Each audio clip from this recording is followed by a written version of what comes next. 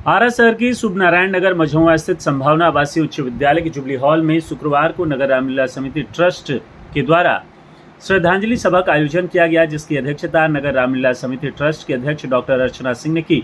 इस दौरान कश्मीर के पहलगाम में आतंकी हमले के दौरान मृत भारतीय नागरिकों के लिए 2 मिनट का मौन रखकर श्रद्धांजलि दी गई। नगर रामलीला समिति के ट्रस्ट के अध्यक्ष डॉक्टर अर्चना सिंह ने कहा, कश्मीर के पहलगाम में नरसंहार में मृत भारतीयों के लिए नगर रामलीला समिति ट्रस्ट द्वारा श्रद्धांजलि सभा आयोजित की गई। पहलगाम में हैवानियत एवं शैतानियत हुई है। भारत के नागरिक होने के नाते हम उम्मीद रखते हैं कि सरकार इसका करारा जवाब देगी। अब भारत में गांधी वाला युग नहीं है, जो जिस भाषा में समझता है उसको उसी भाषा में हमें जवाब देना चाहिए। नरसंहार में मृत 28 परिवार के लोग इस देश के नागरिक रहे हैं। उन्होंने इस देश के नियम कानून को माना, देश के हित के लिए टैक्स दिया है। कहीं ना कहीं गलतियां तो हुई, उसे नकारा नहीं जा सकता है। अब उन गलतियों को दरकिनार करते हुए दरिंदों को ऐसी सजा देनी चाहिए ताकि भविष्य में इस तरह की घटना की पुनरावृत्ति नहीं हो सके। उन्होंने कहा कि दुख की घड़ी में मृतक के परिवार वालों को भगवान सहनशक्ति प्रदान करे। संचालन करते हुए ट्रस्ट के उपाध्यक्ष शंभू चौरसिया ने कहा कि आज कश्मीर के पहलगाम में हुए आतंकी हमले के गम में पूरा भारतवर्ष डूबा हुआ है।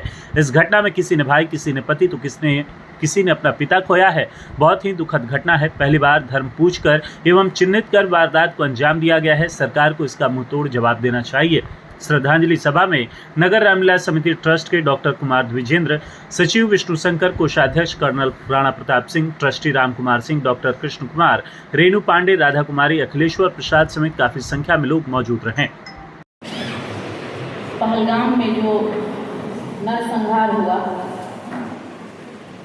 उन तमाम भारतीयों के लिए हमारी नगर रामलीला समिति यहाँ श्रद्धांजलि देने के लिए उपस्थित हुई है। विशेष कुछ न कहते हुए सिर्फ भारत के नागरिक होने के नाते हम लोग भी ये उम्मीद रखते हैं सरकार से कि इसका करारा जवाब दिया जाए। अब वो गांधी का युग नहीं है कि आप हमें एक लपड़ मारते हैं तो हम दूसरा गाल आपके सामने प्रस्तुत कर दें।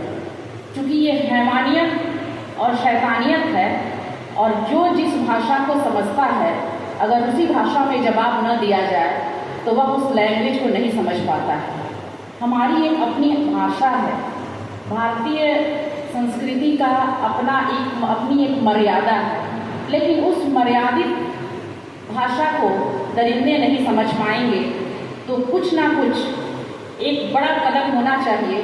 मुझे लगता है कि सरकार हमारी जरूर ध्यान देगी और हम भारतीयों को निराश नहीं करेंगे, क्योंकि जो 28 परिवार उजड़े, उन परिवारों ने भी इस देश में रहा, इस देश का नियम कानून माना, इस देश के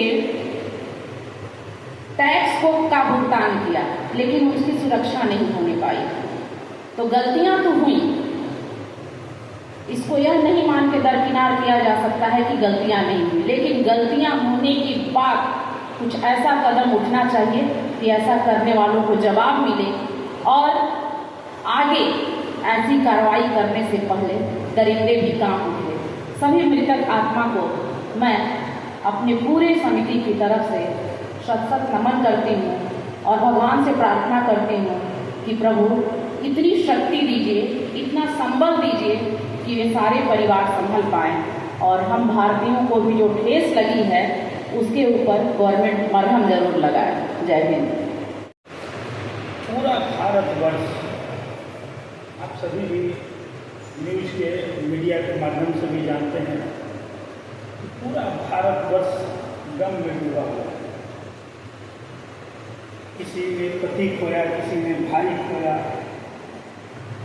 और सबसे बड़ी दुखद ये घटना हुई है कि धर्म पूछ करके, चिन्हित करके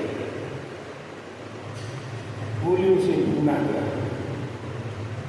ये पहली बार इस तरह का चिन्हित करके घटना को अंजाम दिया गया।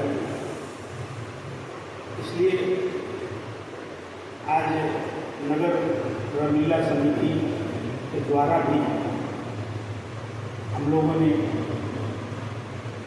जो घटना घटित हुई है,